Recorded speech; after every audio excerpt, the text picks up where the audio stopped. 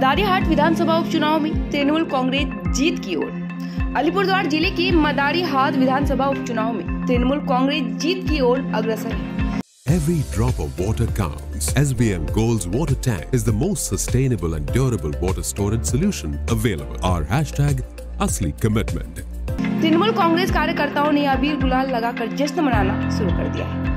आपको बता दें कि पश्चिम बंगाल उपचुनाव के लिए वोटों की गिनती जारी रही और टीएमसी सभी 6 विधानसभा सीटों पर अपने प्रतिद्वंदियों से आगे चढ़ रही। वोटों की गिनती सुबह 8 बजे शुरू हुई। जिन निर्वाचन क्षेत्रों में मतदान हुआ है उनमें नैहाटी, ओरा, मदिनीपुर, तालडांगार, सिटाई और मदारीहाट शामिल है। मदारीहाट सीट 2021 में बीजेपी ने जीती थी, तो वहीं 2024 के लोकसभा चुनाव में सीट जीतने वाले विधायकों के इस्तीफे के बाद उनके निर्वाचन क्षेत्र खाली हो गए थे।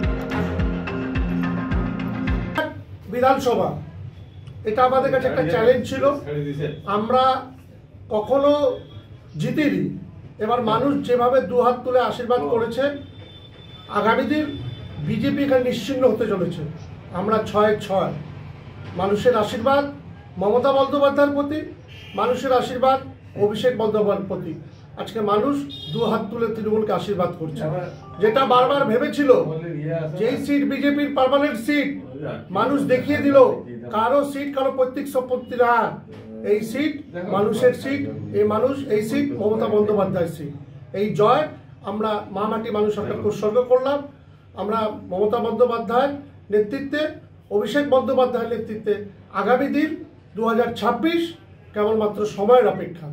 দেখবেন বিজেপি তাদের নিশ্চিহ্ন হয়ে, আর অভিষেক বন্দ্যোপাধ্যায় যদি দরজা খুলে, দরজার ভিতরে অনেক লোক এখনো লাইন লাগিয়ে আছে, অপেক্ষায় থাকুন। কত ভোটে এই পর্যন্ত এগিয়ে রয়েছে?